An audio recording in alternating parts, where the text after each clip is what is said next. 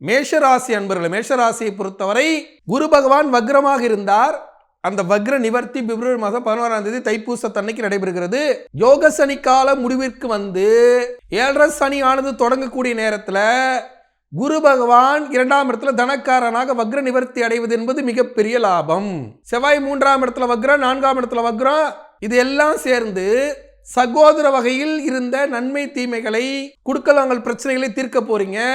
இதுவரை உங்களுக்கு இருந்த சொத்து பிரச்சனை, கடன் பிரச்சனை, சகோதர பிரச்சனை, இப்படி எத்தனை பிரச்சனை இருந்ததோ அத்தனை பிரச்சனைகளின் பொருளாதார வளர்ச்சியின் மூலியமாக தீர்த்து கொள்ளக்கூடிய ஒரு அற்புதமான மாதம் இந்த பிப்ரவரி மாதம்.